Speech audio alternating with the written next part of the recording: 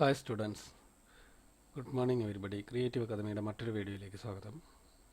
B A ഇംഗ്ലീഷിൻ്റെ first ഇയറിലെ social history of ഇംഗ്ലണ്ടാണ് ഇവിടെ നമ്മൾ എടുക്കാൻ പോകുന്നത്. ഇതിൽ ഒന്നാമത്തെ ചാപ്റ്റർ എന്ന് പറയുന്നത് എയിം ആൻഡ് ഒബ്ജക്റ്റീവ്, ഒറിജിൻ, അതുപോലെ എവിഡൻസ്, കെൽറ്റിക് ബ്രിട്ടൻ, അതുപോലെ Roman Britain, medieval Britain. Early നോമൻ പീരീഡ് വരുന്നുണ്ട്, ഏർലി പ്ലാന്റേജനറ്റ് പീരീഡ് വരുന്നുണ്ട്, അതുപോലെ പ്ലാന്റേജനറ്റ് പീരീഡിൻ്റെ ലേറ്റർ വരുന്നുണ്ട്. നമ്മൾ ആദ്യമായിട്ട് ഇതിൻ്റെ ഇൻസ് ആൻഡ് ഒബ്ജക്റ്റീവ്സ് എന്താണെന്ന് നോക്കി കഴിഞ്ഞാൽ introduce the prehistoric England to the readers to facilitate the early development. ഇതൊക്കെയാണ് ഇതിൽ നമ്മൾ ആദ്യ കാലഘട്ടം ഇംഗ്ലണ്ട് എങ്ങനെ രൂപപ്പെട്ടു വന്നു, നമ്മളതിൻ്റെ ഒറിജിനിലേക്ക് പോയി നോക്കി കഴിഞ്ഞാൽ ഇംഗ്ലണ്ട് എങ്ങനെയാണ്, ഇംഗ്ലണ്ടിൻ്റെ സ്റ്റാർട്ടിങ് എങ്ങനെയാണെന്ന് നോക്കി കഴിഞ്ഞാൽ Britain acquired geographical identity as an island. ഒരു ദ്വീപ് രാജ്യമാണ് ഇംഗ്ലണ്ട് എന്ന് പറയുന്നത്. എന്ന് വെച്ചാൽ വെള്ളത്തിൽ ചുറ്റപ്പെട്ട് കിടക്കുകയാണ്, ചുറ്റും വെള്ളത്തിൽ. നമുക്ക് നോക്കിക്കഴിഞ്ഞാൽ മാപ്പിൽ നോക്കിയാൽ അറിയാൻ പറ്റുന്ന കാര്യമാണ്. വെള്ളത്താൽ ചുറ്റപ്പെട്ട് കിടക്കുന്ന ഒരു സ്ഥലമാണ് ഇംഗ്ലണ്ട് എന്ന് പറയുന്നത്. അറൗണ്ട് 5000 BC, 5000 BC മുൻപ് ഇത് കണ്ടെത്തിയ സ്ഥലമാണ്. ഇൻ ദ കോഴ്സ് ഓഫ്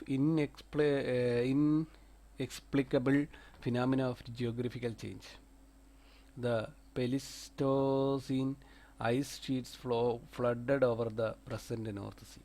അപ്പോൾ ഈ പ്രീ ഹിസ്റ്റോറിക് ആയിട്ടുള്ള കാലഘട്ടത്തിലുള്ള കാര്യമാണ് നമ്മളോട് പറയുന്നത്.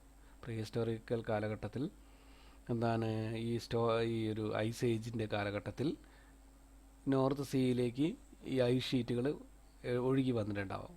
Consequently the water of the present English channel merged with north sea. ഇങ്ങനെയാണ് പ്രസൻറ്റ് ഇംഗ്ലീഷ് ചാനലിലുള്ള വെള്ളം നോർത്ത് സീയുമായിട്ട് കണക്റ്റ് ആവുന്നത്. And severed England from continental Europe. England എന്ത് ചെയ്യുന്നു, കോണ്ടിനെൻ്റൽ യൂറോപ്പിൽ നിന്ന് വേർപെട്ട് നിൽക്കുകയും ചെയ്യുന്നു. The inhabitants at that time, ആ സമയത്തുള്ള അതിലുള്ള ഇൻഹാബിറ്റൻസ് അല്ലെങ്കിൽ അവിടുത്തെ ആളുകൾ എന്ന് പറയുന്നത് must have experienced the pleasure and pressures of environmental transformation and climatical change.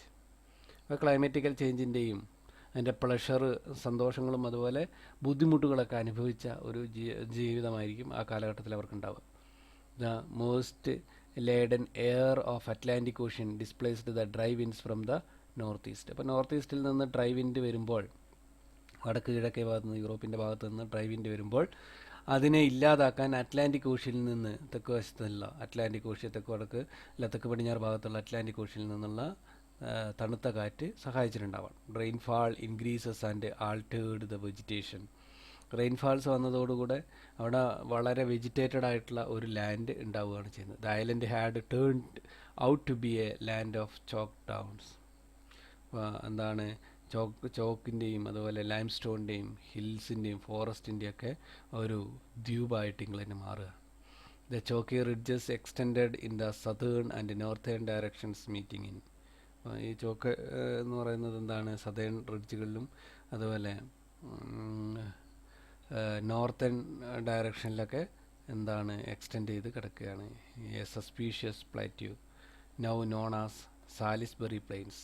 അപ്പോൾ ഈ എക്സ്റ്റെൻഡ് ചെയ്ത് കിടക്കുന്ന സതേണിലും നോർത്തേണിലും എക്സ്റ്റെൻഡ് ചെയ്ത് കിടക്കുന്ന ഈ സ്ഥലത്തിനെയാണ് നമ്മൾ സാലിസ്ബറി പ്ലെയിൻസ് എന്നാണ് പറയപ്പെടുന്നത്. അപ്പോൾ ഇതിൻ്റെ എവിഡൻസ് എന്തൊക്കെയാണ് നമുക്ക് നോക്കാം. Geographical, archaeological and philological evidences confirm human existence in this area even the Paleolithic age.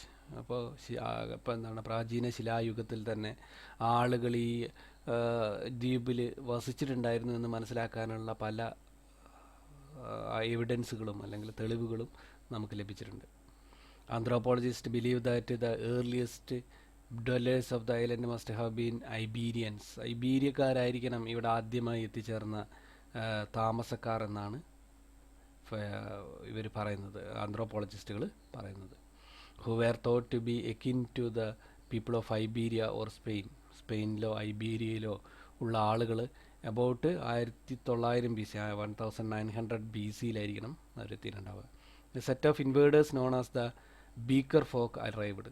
അതുവരെയാണ് നമ്മൾ ബീക്കർ ഫോക്ക് എന്നാണ് അറിയപ്പെടുന്നത്. ആ ബീക്കർ ഫോക്കാണ് ആദ്യമായിട്ട് ഇംഗ്ലണ്ടിലെത്തിയത്. According to some historian it is to these people that and owes some of the most extraordinary and mysterious monuments in the whole world. അപ്പോൾ ലോകത്തിലെ തന്നെ ഏറ്റവും നിഗൂഢമായ ചില സ്മാരകങ്ങൾ ഇവർ വന്നതിന് ശേഷമാണ് ഇംഗ്ലണ്ടിൽ ഉണ്ടാവേണ്ടത് എന്ന് ചില ഹിസ്റ്റോറിയൻസൊക്കെ പറയുന്നുണ്ട്. It was they who began build religious centres at സ്റ്റോൺഹെഞ്ചിൽ അതുപോലെ ഔബറി, വിൽഷെയർ എന്നൊക്കെ പറയുന്ന സ്ഥലങ്ങളിൽ ഇവർ എന്ത് ചെയ്തിട്ടുണ്ട്, സ്റ്റോൺഹെഞ്ചുകൾ ഉണ്ടാക്കിയിട്ടുണ്ട്. കല്ലുകൊണ്ടുള്ള ഇതാണ് കല്ലുകൊണ്ട് നമ്മൾ ചുമട് താങ്ങിയുള്ള പോലെയുള്ള സാധനത്തിനെയാണ് സ്റ്റോൺഹെഞ്ച് എന്ന് പറയുന്നത്. The metallic implements they used and the Stonehenge were the distinguished features of the civilization of these earliest settlers.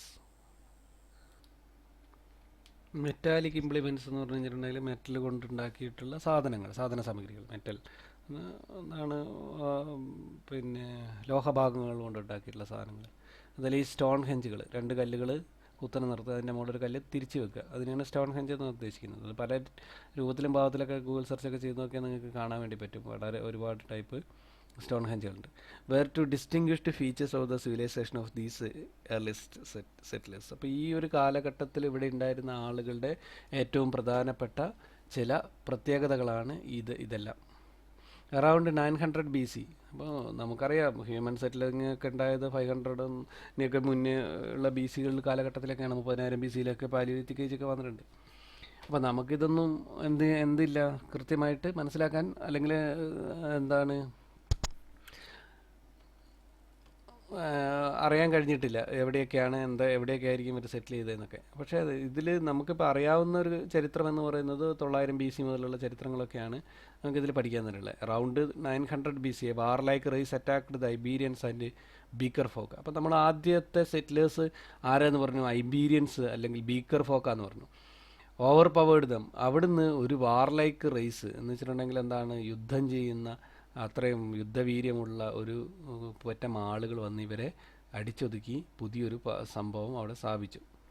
Drove them to the mountainous regions and settle down in the fertile and cultivable part of the land. അപ്പോൾ അവരെ കുന്നുകളിലേക്ക് ഓടിച്ചതിന് ശേഷം cultivate ചെയ്യാവുന്ന ഫെർട്ടൈലായിട്ടുള്ള ഫലഭൂയിഷ്ടമായ മണ്ണുള്ള സ്ഥലങ്ങളിലൊക്കെ ഈ settlers വന്ന് കയറി. They were the strong and ingenious who affected the striking contrast to the Iberians. അപ്പോൾ ഐബീരിയൻസിനെ സംബന്ധിച്ചിടത്തോളം വളരെ ഭീഷണിയായിട്ടുള്ള, വളരെ ശക്തമായിട്ടുള്ള ഒരു ജനവിഭാഗമായിരുന്നു അങ്ങനെ വന്നു ചേർന്നിട്ടുള്ളത്. With their tall fair complexion, വളരെ ഭംഗിയുള്ള ശരീരം, അതുപോലെ നീളം കൂടിയ ആളുകൾ, റെഡ് ഹെയർ, യെല്ലോ ഹെയർ, ചുവന്നതും അതുപോലെ മഞ്ഞയും കലർന്ന മുടി, അതുപോലെ ഗ്രേറ്റ് ഇൻ്റലിജൻസ്, നല്ല ബുദ്ധിശക്തി, ഇതൊക്കെയുള്ള ആളുകളാണ് ആ സമയത്ത് കുടിയേറി വന്നത്. The first wave of this migration was known as the Gaelic. ഇപ്പോൾ ഗെയ്ലിക് മൈഗ്രേഷൻ എന്നാണ് ഇതറിയപ്പെടുന്നത്. The Gaelic transformed the agriculture methods of the people. അതുവരെ ഉണ്ടായിരുന്ന കൃഷിയെല്ലാം ഈ ഗെയ്ലിക്കുകൾ മാറ്റിയെടുത്തു. The inefficient hoe was replaced by plough.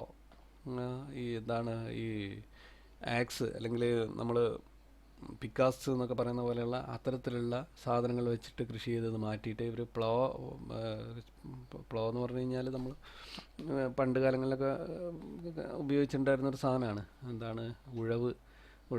നില ഉഴാൻ വേണ്ടി ഉപയോഗിച്ചിട്ടുള്ള സാധനം. Drawn by the 2 oxen. അപ്പോൾ 2 കാളകളെ വെച്ച് നിലമുഴുതുന്ന സംവിധാനങ്ങൾ. Controlled by a man from the back. അപ്പോൾ ഈ നിലമൊഴുകുന്ന ആ സംവിധാനം തന്നെ കണ്ടുപിടിച്ചത് അവിടെയാണ് എന്നാണ് പറയപ്പെടുന്നത്. അതുവരെ ഒരു പിക്കാസ് പോലെയുള്ള ഒരു ആയുധം വെച്ചിട്ട് കുത്തിക്കളച്ചിട്ടായിരുന്നു അത്ര ഉണ്ടാക്കിയിട്ടുണ്ടായിരുന്നത്.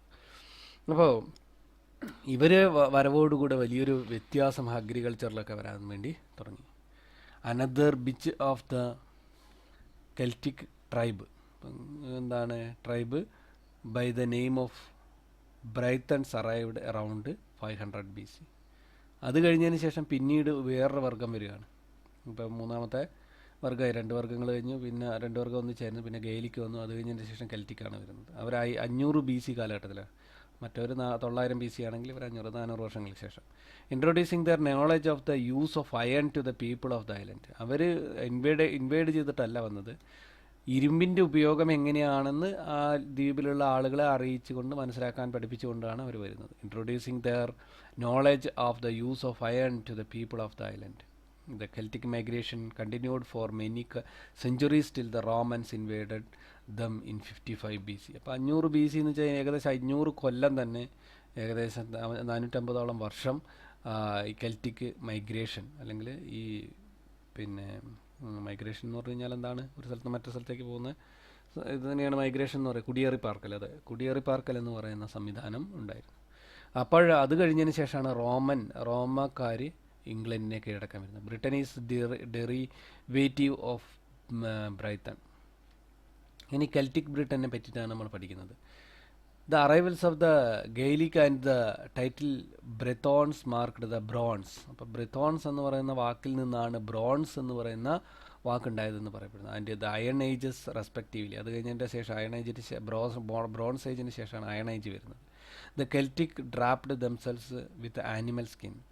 കെൽറ്റിക്കുകൾ യൂസ് ചെയ്തിട്ടുള്ളത് അവർ പുതയ്ക്കാനും അതുപോലെ എന്താണ് നാണം മറയ്ക്കാനൊക്കെ യൂസ് ചെയ്തിട്ടുള്ളത് മൃഗങ്ങളുടെ സ്കിന്നായിരുന്നു. They tilled the ground and opened up tin and lead mines and establish trade contact with their neighbours. അപ്പോൾ ടിന്ന്, ലെഡ് മുതലായ ലോഹങ്ങൾ കണ്ടെത്തിയിട്ട് അവയെ ഉപയോഗപ്രദമാക്കാനൊക്കെ സംവിധാനങ്ങൾ കണ്ടുപിടിച്ച ആളുകളാണ് കെൽറ്റിക് എന്ന് പറയുന്ന tribe. They split themselves up into groups and submitted to the control of the chieftain. ഒരു മെയിനായിട്ടുള്ള ഒരാളുടെ അണ്ടറിൽ ചില ഗ്രൂപ്പുകളായി നിന്നുകൊണ്ടാണ് ഇവർ ഈ പ്രവർത്തികളൊക്കെ ചെയ്തത്. A love of beautiful ornamented things and a desire for fierce battle were the distinguished features of girls. അവരുടെ പ്രധാന പ്രത്യേകതകൾ ചോദിച്ചേക്കാം ചിലപ്പോൾ.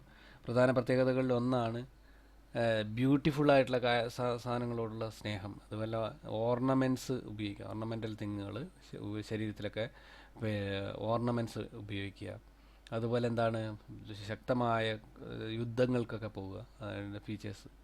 The warriors fought on horseback. കുതിരപ്പുറത്ത് നിന്നിട്ടാണ് ഇതിലുള്ള വരിയേഴ്സ് മീൻസ് പട്ടാളക്കാർ അല്ലെങ്കിൽ യോദ്ധാക്കൾ ഹോഴ്സ് ബാക്കിൽ നിന്നുകൊണ്ടായിരുന്നു യുദ്ധം ചെയ്തിരുന്നത്. Rode chariots wearing bronze helmet.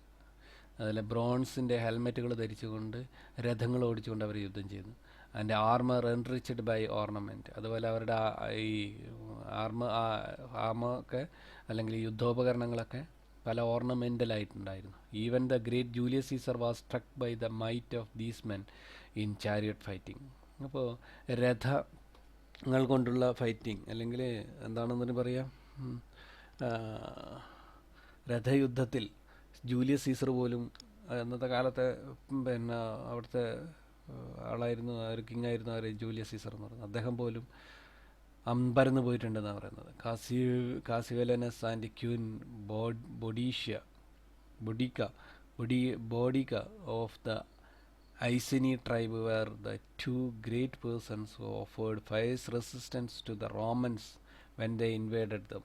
Romance വന്ന കാലത്ത് അവരുടെ ഇൻവേഷനെ തടയാൻ വേണ്ടി നിന്ന രണ്ട് കെൽറ്റിക് ട്രൈബിലെ രണ്ട് പ്രധാനപ്പെട്ട ആളുകളാണ് കാസി വെലനസും അതുപോലെ ബോഡിക്കയും.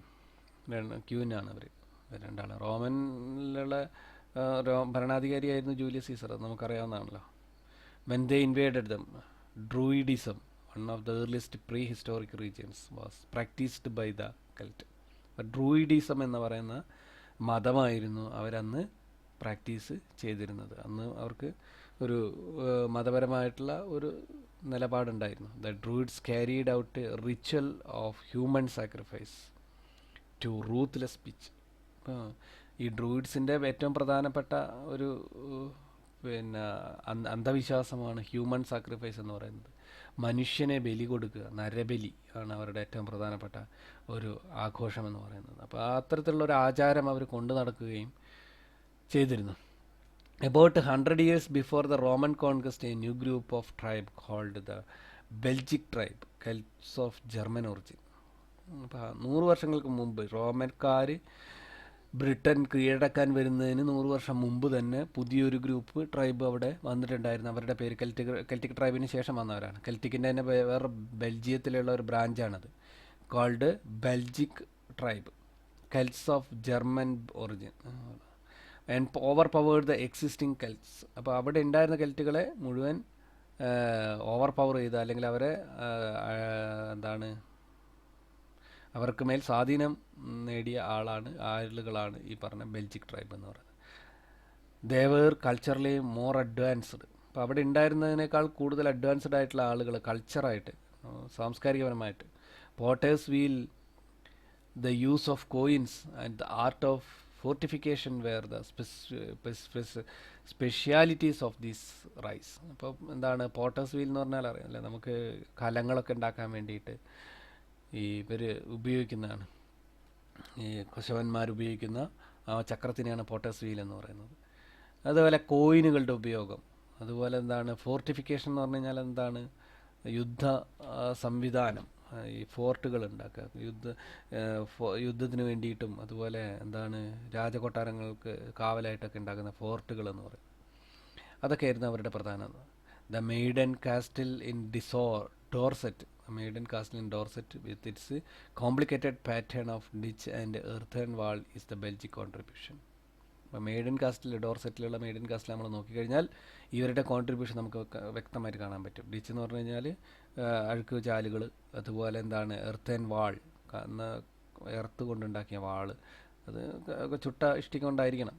അതൊക്കെ അവരുടെ കോൺട്രിബ്യൂഷനാണ്. They built the first stage settlement in Britain. അപ്പോൾ ആദ്യമായിട്ട് സെറ്റിൽമെൻറ്റ് നടത്തിയത് നോണാസ് കാമലോഡുനം എന്ന് പറയുന്ന രീതിയിൽ സെറ്റിൽമെൻറ്റ് നടത്തുന്നത്. Distant version of town. ഇപ്പോഴത്തെ നമ്മളുടെ ടൗൺ എന്ന് പറയുന്നതിൽ നിന്ന് വ്യത്യസ്തത എന്ന് വെച്ചാൽ ഏകദേശം അതിനോട് സാമ്യം തോന്നുന്ന രീതിയിലുള്ള ഒരു സെറ്റിൽമെൻ്റ് ആയിരുന്നു അത്. Here ruled Cunobelin, the Cymbeline of Shakespeare and perhaps the old king of Cole of nursery rhyme. Nursery റൈമിലൊക്കെയുള്ള കോളും, അതുപോലെ എന്താണ് സൈംബിലിൻ എന്ന് പറയുന്ന ഷേക്സ്പിയറിൻ്റെ നാടകത്തിലുള്ള പിന്നെ കഥാപാത്രം, അതുപോലെ അതൊക്കെയാണ് ഈ ruler. These men changed the use of iron ബാറിൻ്റെ ഉപയോഗങ്ങളൊക്കെ ഈ ആളുകൾ മാറ്റി. For the purpose of trade and replaced them with coins. അത് പിന്നെ കോയിനുകൾ ഉണ്ടാക്കുന്ന സംവിധാനത്തിലേക്കൊക്കെയാണ് ഇവർ പിന്നെ ജർമ്മൻ ട്രൈബുകൾ ബെൽജിയം കെൽസുകൾ മാറിയത്. They traded freely with Rome, setting up trading stations on the northern banks of Thames നദിയുടെ കരകളിൽ ട്രേഡിംഗ് സ്റ്റേഷൻസൊക്കെ ഇട്ട് റോമുമായിട്ടുള്ള വ്യാപാര ബന്ധങ്ങളിൽ പ്രധാനപ്പെട്ട പങ്കുവഹിച്ചവരും ഇവരായിരുന്നു. Unknowingly laying the foundations for the emergence of the magnificent trading centre. അങ്ങനെ അവിടെ വലിയൊരു മാഗ്നിഫിഷ്യൻ്റ് ആയിട്ടുള്ള ഒരു ട്രേഡിംഗ് സെൻറ്റർ ആ തേംസ് നദീ തീരത്ത് ഉണ്ടായി വന്ന, അതാണ് പിന്നീട് ലണ്ടൻ എന്ന പേരിൽ അറിയപ്പെടുന്നത്. Celts were known for their extraordinary vitality. അവർക്ക് വളരെയധികം ബുദ്ധിശക്തിയും സാമർഥ്യമൊക്കെ ഉള്ള ഒരു വിഭാഗമായിരുന്നു ഈ കെൽസുകൾ. അത് കഴിഞ്ഞതിന് ശേഷം നമ്മൾ നോക്കേണ്ടത് റോമൻ ബ്രിട്ടനാണ്. Britain's authentic recorded history commences only after the Roman conquest. നമുക്ക് വളരെ വ്യക്തമായിട്ടുള്ള എഴുതപ്പെട്ട ഒരു ചരിത്രം ബ്രിട്ടന് പറയാനുണ്ടെങ്കിൽ അത് റോമൻകാരുടെ വരവോടുകൂടിയാണ് മനസ്സിലാക്കിയിട്ടുള്ളത്. Caesar came saw and conquered. അപ്പോൾ സീസർ പറഞ്ഞ എന്താണെന്ന് വെച്ചിട്ടുണ്ടെങ്കിൽ, സീസർ വന്നു, കണ്ടു, കീഴടക്കി. ഇതാണ് വലിയൊരു പ്രത്യേക വാചകമാണ്, എല്ലായിടത്തും ഉപയോഗിക്കപ്പെടുന്നതാണ് സീസർ വന്ന കാര്യങ്ങൾ. The Celts in 55 BC. കെൽറ്റുകളെയാണ് ഇവർ കീഴടക്കിയത്. But the prudent Celtic chief Cassivellaunus promised a tribute and surrender on condition that the Romans left the island. ഒരു പ്രോമിസ് കൊടുത്തു, അല്ലെങ്കിൽ അവർ സറണ്ടർ ചെയ്തതുകൊണ്ട് റോമൻസ് ആ ഐലൻഡ് വിട്ട് പോയി. ബെനഡിക്റ്റ് ബിഷപ്പ് ദ ട്രാവലർ 638 മുതൽ 690 വരെ, അല്ലെ Bede the teacher and historian, അതുപോലെ ആൽക്വീൻ ദ സ്കോളർ, അതുപോലെ Wilfrid archbishop of York, Alfred the Great, Dunstan the churchman, scholar and statesman. അപ്പോൾ ഇവരൊക്കെയാണ് ഇതിൽ പ്രധാനമായിട്ടും പിന്നെ ഇതിനെ പറ്റിയിട്ട് എഴുതില്ല. Alfred the Great subdued the Danes and establish the independent kingdom. അപ്പോൾ ഈ ആൽഫ്രഡ് ദ ഗ്രേറ്റ് ആണ് എന്ത് ചെയ്തത്, അത് ഓരോ സക്സസേഴ്സാണ്. ഇത് കഴിഞ്ഞ് വന്ന ആളുകളാണ് ഇതിൽ പറഞ്ഞിരിക്കുന്നത്. കെൽറ്റിക് ട്രൈബ്, റോമൻ ഐലൻഡിൽ പിന്നീട് വന്ന ആളുകളാണ് ഈ പറഞ്ഞ പേരുകളിൽ അറിയപ്പെട്ടിട്ടുള്ളത്. ഇൻഡിപെൻഡൻറ്റ് കിങ്ഡം എനേബിളിംഗ് ഈ successors to resist Danish opposition and unite the Wessex and Danish kingdom into single kingdom of England. പല ചെറിയ ചെറിയ രാജ്യങ്ങളായിട്ട് കിടക്കുന്ന ഇംഗ്ലണ്ട് എന്ന് പറയുന്ന രാജ്യത്തെ ഒന്നിപ്പിക്കാൻ വേണ്ടിയിട്ടാണ് ആൽഫ്രഡ് എന്ന് പറയുന്ന രാജാവ് നിന്നത്. അപ്പോൾ അദ്ദേഹം ആൽഫ്രഡ് ദ ഗ്രേറ്റ് എന്നാണ് അറിയപ്പെടുന്നത്. സബ്ഡ്യൂഡ്. അപ്പോൾ ഡെയിൻസ് എന്ന് പറയുന്ന വർഗം ഡാനിഷ് എന്ന് വെച്ചാൽ എന്താണ്, ഡാനിഷിൽ നിന്ന് വന്നിട്ടുള്ള ഡാനിഷ് കിങ്ഡത്തിൽ നിന്ന് വന്നിട്ടുള്ള ആളുകളാണ് ഡെയിൻസ്. അപ്പോൾ അവരെ കീഴടക്കാനൊക്കെ ഇദ്ദേഹം പ്രധാന പങ്ക് വഹിച്ചു. The Danish invasions had become frequent and the Danes conquered Britain in 1002. 1002 ആയപ്പോഴേക്കും ഡെയിൻസ് ഇങ്ങനെ തുരുതുര വരികയും അങ്ങനെ ഇംഗ്ലണ്ടിനെ ബ്രിട്ടനെ കീഴടക്കുകയും ചെയ്തു. ഡാനിഷ് കിങ് കാന്യൂട്ട്, ഡാനിഷ് കിങ്ങിൻ്റെ പേരാണ് കാന്യൂട്ട് എന്ന് പറയുന്നത്, റൂൾഡ് ബ്രിട്ടൻ ഫോർ 28 years. അങ്ങനെ 28 വർഷക്കാലം ഡാനിഷ് കിങ്ങായ കാന്യൂട്ടാണ് അവിടെ ഭരണം നടത്തുന്നത്. 1042 the English dynasty was restored by Edward the Confessor. അങ്ങനെ 1042 എഡ്വാർഡ് ദ കൺഫസർ എന്ന് പറയുന്ന ആളാണ് ഈ ഇംഗ്ലീഷ് ഡൈനാസ്റ്റി അല്ലെങ്കിൽ ഇംഗ്ലീഷ് ഡൈനാസ്റ്റിയെ വീണ്ടെടുക്കുകയും ചെയ്തത്. Anglo Saxons were the tillers of the soil. Angle Saxons എന്നൊക്കെ പറയുന്ന ട്രൈബുകളാണിത്. അവർ ഹണ്ടേഴ്സ് ആയിരുന്നു, ടില്ലേഴ്സ് ആയിരുന്നു. Compulsion of the fierce sea rovers by the temperament. അതുപോലെ സീലൊക്കെ പോയിട്ടുള്ളത്. In appearance they were big large limbed men with blue grey eye. അവരുടെ ശരീരം എന്ന് പറയുന്നത് എന്താണ്, വളരെ നീളം കൂടിയ ശരീരമാണ്. അതുപോലെ എന്താണ്, ബ്ലൂ ഗ്രേ ഐകളായിരുന്നു. ആൻഡ് റെഡി ഫേസ്, റെഡായിട്ടുള്ള മുഖം. ഇതൊക്കെയായിരുന്നു ഈ ആംഗ്ലോ സാക്സണിൻ്റെ പ്രത്യേകതകൾ. There were relentless, savage, daring and exhibited a passion for independence that has always marked the English race. English റേസിൻ്റെ പ്രധാനപ്പെട്ട സ്വഭാവങ്ങളുടെ എല്ലാം വേരുകൾ കിടക്കുന്നത് ഈ ആംഗ്ലോ സാക്സണിൻ്റെ കയ്യിലാണ്. റിലൻറ്റ്ലെസ് ആണ്, സാവേജ് എന്ന് പറഞ്ഞാൽ ഒരു കൾച്ചറില്ലാത്ത ആളുകളാണ്, ഡെയറിങ് ആയിട്ടുള്ള എന്തും ചെയ്യാനുള്ള മടിയില്ലാത്തവർ, അതുപോലെ അങ്ങനെയുള്ള പ്രത്യേകതകൾ. The freeman had his house with its long hall. അപ്പോൾ ഇതിൽ ഏറ്റവും എന്താണ്, വലിയ ഹാളിലെ വീട്. Where he ate and slept with his comrades. അവരുടെ കൂട്ടുകാരുമായിട്ട് അവിടെയാണ് ഊണുറക്കമൊക്കെ. And strewn floor. അതുപോലെ സ്ട്രോ എന്ന് പറഞ്ഞു കഴിഞ്ഞാൽ പുല്ല് വിരിച്ച floor. The woman kept the house. വുമണായിരുന്നു വീടൊക്കെ നോക്കിയിരുന്നത്. സ്പിന്നിങ് ആൻഡ് വിയറിങ് ഗാർമെൻറ്റ്സ് ഫോർ മെൻ. പ്രധാനമായിട്ടും ആണുങ്ങൾക്കുള്ള ഗാർമെൻറ്റ്സ് ഒക്കെ ഉണ്ടാക്കുകയായിരുന്നു അവർ ചെയ്യുന്നത്. In social life there was A minstrel or gleeman in each household. ഓരോ വീട്ടിലും ഒരു മിനിസ്ട്രൽ അല്ലെങ്കിൽ ഒരു ഗ്ലീമാൻ ഉണ്ടായിരുന്നു. Who sang songs at the close of the day. അവരായിരുന്നു ഓരോ ദിവസവും വൈകുന്നേരങ്ങളിൽ പാട്ടുകൾ പാടാറുള്ളത്. Agriculture was the chief business among the people. ആളുകളുടെ പ്രധാന ബിസിനസ് എന്ന് പറയുന്നത് കൃഷി തന്നെയായിരുന്നു. വീറ്റ്, ഓട്സ്, ബാർലി, വെർഗ്രോൺ, അതൊക്കെയായിരുന്നു ആ കാലഘട്ടത്തിൽ ആംഗ്ലോ സാക്സൺസ് വളർത്തിയിരുന്നത്. Cattle, pigs and sheep were reared. കാറ്റിലുകളും ഷീപ്പിനെയൊക്കെ അവർ വളർത്തി. Not by individual enterprise but by the community as whole. ആരോരുത്തരും സ്വന്തമായിരുന്നില്ല വളർത്തിയത്, ഒരു കമ്മ്യൂണിറ്റി ആയിട്ടായിരുന്നു അവർ എല്ലാ കാര്യങ്ങളും ചെയ്തത്.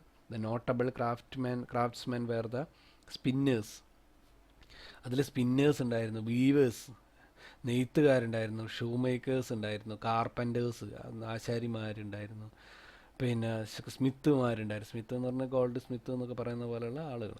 ദേ traded with Ireland, France, Germany and Scandinavian കൺട്രീസായിട്ടും അയർലൻഡായിട്ടും ഫ്രാൻസായിട്ടും ഒക്കെ വ്യാപാര ബന്ധങ്ങൾ അന്നവർ വളരെ ശക്തമായ രീതിയിൽ കൊണ്ടുപോയി. There principal ports were London, Chester, Bristol and Dover. പ്രധാനപ്പെട്ട അന്നത്തെ കാലത്തെ പോർട്ടുകളാണ്. പോർട്ട് എന്ന് പറഞ്ഞാൽ തുറമുഖങ്ങളാണ്. ലണ്ടൻ തുറമുഖം, ചെസ്റ്റർ തുറമുഖം, ബ്രിസ്റ്റോൾ, അതുപോലെ ഡോവർ എന്നൊക്കെ പറയുന്ന തുറമുഖങ്ങൾ.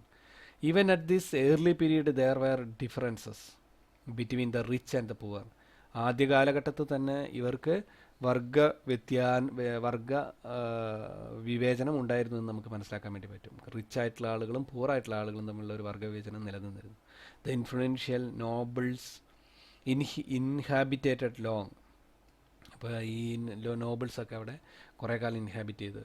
Law hall surrounded by large courtyard. അപ്പോൾ ചെറിയ ചെറിയ ഹാളുകൾ, അത് ആ ഹാളിന് ചുറ്റും കോർട്ട്യാർഡുകൾ. The lesser nobles lived in timber. അതേസമയം പണം കുറഞ്ഞ ആളുകളൊക്കെ മരത്തിൻ്റെയൊക്കെ ചെറിയ ഇതിലായിരുന്നു താമസിച്ചിട്ടുണ്ട്. Built straw thatched house homesteads. അപ്പോൾ അവർ പുല്ലുപുരയിലൊക്കെ ആയിരുന്നു താമസിച്ചിരുന്നത്. And the poor lived in mere wattle huts. അപ്പം അതേസമയം പുവറായിട്ടുള്ള ആളുകൾ എന്താണ് ഈ ചെറിയ ചെറിയ കുടിലുകൾ ഉണ്ടാക്കിയും താമസിച്ചു. അപ്പം 3 തട്ടുകൾ ഇപ്പം തന്നെ മനസ്സിലായില്ലേ. ഏറ്റവും ലാർജ് ആയിട്ടുള്ള ആളുകൾ, ലെസ്സർ ആയിട്ടുള്ള ആളുകൾ, അതിലും ലെസ്സർ ആയിട്ടുള്ള. They wore gaily coloured dresses made of the coarse cloth. Coarse ക്ലോത്തിലുള്ള ഗെയിൽ കളറുള്ള ക്ലോത്തുകളൊക്കെ ആയിരുന്നു അന്നത്തെ ഉപയോഗിച്ചത്. Chief garment was a short cloak beneath a woollen tunic extended from neck to നീ.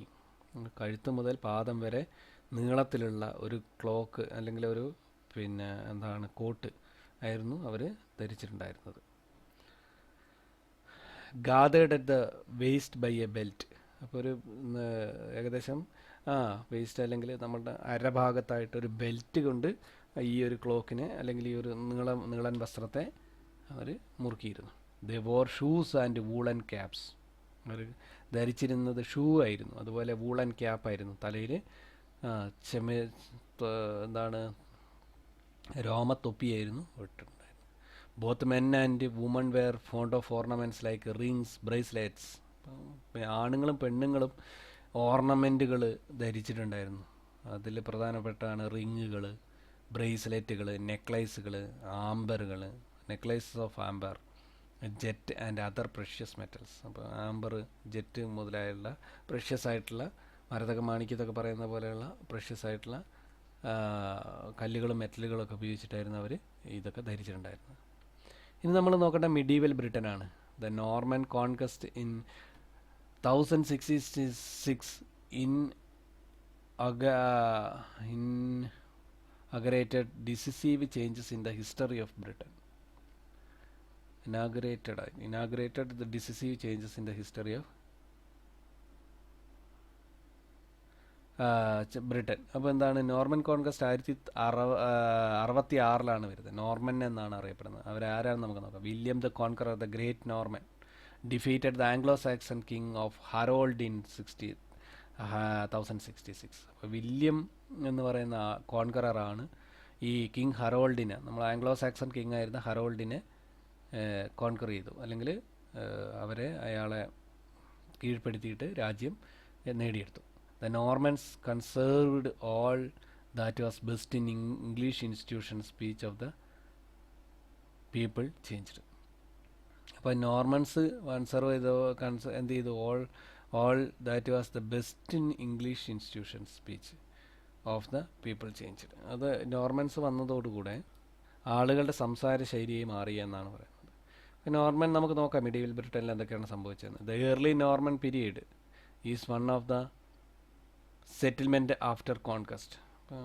ഏർലി നോർമൻ പീരീഡ് എന്ന് പറയുന്നത് എന്താണ്? കോൺക്വസ്റ്റിന് ശേഷമുള്ള ഒരു സെറ്റിൽമെൻറ്റാണ്. The society become feudal society ആയിട്ട് മാറി. ഫ്യൂഡൽ എന്ന് പറഞ്ഞു കഴിഞ്ഞാൽ എന്താണ്? പ്രഭുക്കന്മാരുടെ സൊസൈറ്റി ആയിട്ട് മാറി.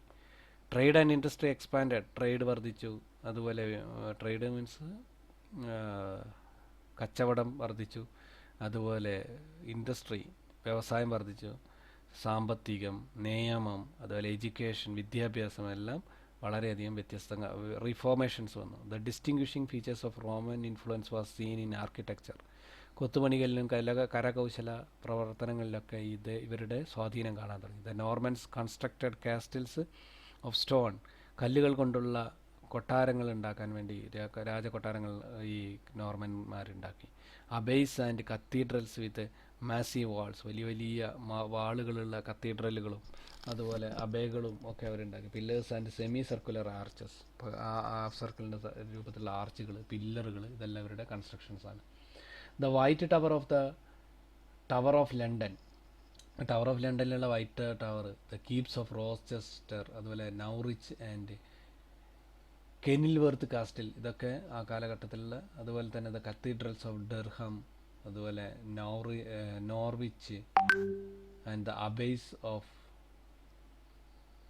ടോക്കിസ്ബറി and Furness are existing samples of Norman architecture. ഇപ്പോഴും നമുക്ക് അവിടെയൊക്കെ പോയി കഴിഞ്ഞാൽ ഈ ഒരു ആർക്കിടെക്ചറിൻ്റെ പ്രവർത്തനങ്ങളൊക്കെ നമുക്കവിടെ കാണാൻ വേണ്ടി പറ്റും.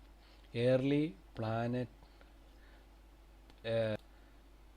പ്ലാന്റജനറ്റ് പീരീഡ് എന്നാണ് പറയുന്നത്. ഏർലി പ്ലാന്റജനറ്റ് പീരീഡ് എന്ന് പറയുന്നത് 1154 മുതൽ 1272.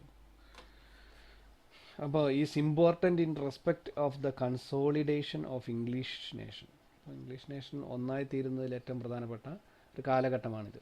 The struggle for power between civil and religious heads are started. ഇവിടെയാണ് സിവിലും റിലീജിയസുമായിട്ടുള്ള ആളുകൾ തമ്മിലുള്ള സ്ട്രഗിള് വർദ്ധിക്കുന്നത്. റിലീജിയസ് ആയിട്ടുള്ള ആളുകൾ, മതപരമായിട്ടുള്ള ആളുകളാണ് പവർ വേണോ, അവർക്ക് പവർ വേണോ, അതോ സിവിലായിട്ടുള്ള ആളുകൾക്ക്, സാധാരണ ജനങ്ങൾക്ക് പവർ വേണോ എന്നുള്ള ചോദ്യം. Henry second and Thomas Becket and the king John and pope Innocent third are the earliest contenders for power. അപ്പോൾ ഇവർ തമ്മിലായിരുന്നു വലിയ ആദ്യത്തെ യുദ്ധമെന്ന് പറയാം. The Henry second reformed the political and judicial system. Henry second എന്ന് പറയുന്ന രാജാവ് ആ കാലഘട്ടത്തിലുള്ള ജുഡീഷ്യൽ സിസ്റ്റമൊക്കെ റിഫോർമേഷൻസ് ഒക്കെ നടത്തി. Magna Carta established the national liberty of English. ഇപ്പോൾ മാഗ്ന കാർട്ട എന്ന് പറയുന്നത് നമ്മളറിയാം, മനുഷ്യാവകാശ പ്രഖ്യാപനത്തിൻ്റെ ഏറ്റവും അടിസ്ഥാന വസ്തുവായിട്ടൊക്കെ നമ്മൾ മാഗ്ന കാർട്ടനെ കണക്കാക്കാറുണ്ട്. അപ്പോൾ അതൊക്കെ എന്താണ്, നാഷണൽ ലിബർട്ടി ഓഫ് ഇംഗ്ലീഷ്, ഇംഗ്ലണ്ടിൻ്റെ ഒരു സ്വാതന്ത്ര്യ പ്രഖ്യാപനമായിട്ട് ഈ മാഗ്ന കാർട്ട മാറി. King John kneeled to the barons who proved their might in the conflict between them and the king. പക്ഷേ ഈ കിങ് ജോണിന് അടിയറവ് പറയേണ്ടി വന്നു ബാരൻസിൻ്റെ മുന്നിൽ. ബാരൻസ് എന്ന് പറഞ്ഞാൽ അവിടുത്തെ പ്രഭുക്കന്മാരാണ്. ആ പ്രഭുക്കന്മാരുടെ മുമ്പിൽ അവർ തമ്മിലുള്ള ഒരു കോൺഫ്ലിക്റ്റിൽ John was forced to grand sign and seal the historic document called Magna Carta. അങ്ങനെയാണ് ഈ മാഗ്ന കാർട്ട ഈ ബാരൻസിൻ്റെ മുന്നിൽ വെച്ചിട്ട് ഇദ്ദേഹത്തിന് ഒപ്പിടേണ്ടി വന്നത്. The great charter of English freedom, അതിനെയാണ് നമ്മൾ ഇംഗ്ലീഷിൻ്റെ ഫ്രീഡത്തിൻ്റെ ഗ്രേറ്റ് ചാർട്ടറായിട്ട്. രാജാവിന് എന്ത് ചെയ്യേണ്ടി വന്നു, ഫ്രീഡം കൊടുക്കേണ്ടി വന്നു. It confirmed the rights claimed by the nobles. അപ്പോൾ ഈ നോബിൾസ് അവരുടെ അവകാശങ്ങൾ സംരക്ഷിക്കാൻ വേണ്ടിയിട്ടാണ് ഈ ഒരു ഇത് ഒപ്പിടിപ്പിച്ചത്. The clergy and the people of the land. ഇപ്പോൾ നോബിൾസ് മാത്രമല്ല, അവിടെയുള്ള പ്രീസ്റ്റുകളുണ്ട്, അതുപോലെ പീപ്പിളുണ്ട്, ജനങ്ങളുണ്ട്. ഇവർക്കെല്ലാം ഈ മാഗ്ന കാർട്ട വലിയൊരു അവകാശ പ്രഖ്യാപനമായിട്ട് മാറി. It is the basis of the rights and liberties which the English still enjoy. ഇപ്പോഴും ആ മാഗ്ന കാർട്ടയുടെ ആ ഒരു റൈറ്റ്സും ലിബർട്ടീസുമാണ് ഇംഗ്ലീഷുകാർ ആസ്വദിക്കുന്നത്. ലേറ്റർ പ്ലാന്റജനറ്റ് പീരീഡാണ് നമ്മൾ നോക്കുന്നത്. This is A period of national expansion. അത് കഴിഞ്ഞതിന് ശേഷം ഈ നാഷണാലിറ്റി വർദ്ധിക്കുകയാണ്. ഇംഗ്ലണ്ട് എന്ന് പറയുന്ന ഭൂമിയുടെ പരിധി വർദ്ധിക്കുകയാണ്. Parliament was organised as representative body with power to participate in the government. അപ്പോൾ ആൾക്കാർക്ക് ഈ പാർലമെൻറ്റിൽ പങ്കെടുക്കാവുന്ന രീതിയിൽ റെപ്രസെൻറ്റേറ്റീവ് സിസ്റ്റം ഇംഗ്ലണ്ടിൽ ആദ്യമായിട്ട് കൊണ്ടുവരികയാണ്. Simon de Montfort brought about some changes in the parliament. Simon de മോൺഫോർട്ടാണ് ഈ പാർലമെൻറ്റിൽ ചില വ്യത്യാസങ്ങൾ വരുത്തിയത്. Beside the usual lords and churchmen. ഇപ്പോൾ സാധാരണഗതിയിൽ പ്രഭുക്കന്മാരും അതുപോലെ പാതിരിമാരുമായിരുന്നു പാർലമെൻറ്റിലുണ്ടായിരുന്നത്. The parliament included knights from each country and representative from each borough. അപ്പോൾ നൈറ്റ്സ് എന്ന് പറഞ്ഞു കഴിഞ്ഞാൽ യോദ്ധാക്കളാണ്. എല്ലാ കൺട്രിയുടെ ഓരോ ഭാഗത്തു നിന്നും യോദ്ധാക്കളെയും അതുപോലെ ജനപ്രതിനിധികളെയും പങ്കെടുക്കാൻ വേണ്ടിയിട്ട് പ്രധാനമായും പങ്കുവഹിച്ച ഒരു സ്വാതന്ത്ര്യ സമര സേനാനിയാണ് ശരിക്കും സൈമൺ ഡി മോൺഫോർട്ട് എന്ന് പറയുന്ന ആൾ. Which is a special name for a charter town. Edward first defeated Montfort. മോൺഫോർട്ടിനെ, സൈമൺ ഡി മോൺഫോർട്ടിനെ എഡ്വാർഡ് ഫസ്റ്റ് ഡിഫീറ്റ് ചെയ്യുന്നുണ്ട്. He did not wish to yield any of his power to parliament. അദ്ദേഹത്തിന് ആഗ്രഹമില്ല തൻ്റെ power, ഈ രാജാവായ Edward ഫണ്ടിന് തൻ്റെ power പാർലമെൻറ്റിന് കൊടുക്കാനുള്ള ആഗ്രഹമില്ലാത്തതോടുകൂടെ അദ്ദേഹം ഇയാൾക്കെതിരെ യുദ്ധം പ്രഖ്യാപിക്കുകയാണ്. But he hoped to rule more efficiently by keeping touch with people and popular opinion. പക്ഷെ അദ്ദേഹം പോപ്പുലർ ഒപ്പീനിയനും പീപ്പിളുമായി ടച്ച് ചെയ്തുകൊണ്ട് തന്നെ ഭരിക്കാൻ ഇഷ്ടപ്പെട്ട ആളായിരുന്നു. His son Edward second was a weak king. അത് കഴിഞ്ഞതിന് ശേഷം എഡ്വാർഡ് ഫസ്റ്റിന് ശേഷം പിന്നീട് വന്ന ആളാണ് എഡ്വാർഡ് സെക്കൻഡ് എന്ന് പറയുന്ന രാജാവ്. അദ്ദേഹം ഒരു വീക്കായിട്ടുള്ള king and murdered by lord Mortimer his wife's favourite. അദ്ദേഹത്തിൻ്റെ ഭാര്യയുടെ ഇഷ്ടകാമുകനായിരുന്ന ലോർഡ് മോർട്ടിമറാണ് പിന്നീട് എന്ത് ചെയ്യുന്നത്, എഡ്വാർഡ് സെക്കൻഡിനെ കൊല ചെയ്തതിന് ശേഷം രാജ്യഭരണം ഏറ്റെടുക്കുന്നത്. അപ്പോൾ ഇത്രയുമാണ് നമ്മൾ ഇതിൽ പഠിക്കേണ്ടത്. What do you know about Celtic ബ്രിട്ടനെ പറ്റി നമ്മൾ എന്താണ് പഠിക്കേണ്ടത്, അതുപോലെ history of the Roman Britain, രണ്ടും നമ്മൾ മനസ്സിലാക്കണം. റോമൻ ബ്രിട്ടൻ എന്താണ്, കെൽറ്റിക് ബ്രിട്ടൻ എന്താണ്. Thank you for watching.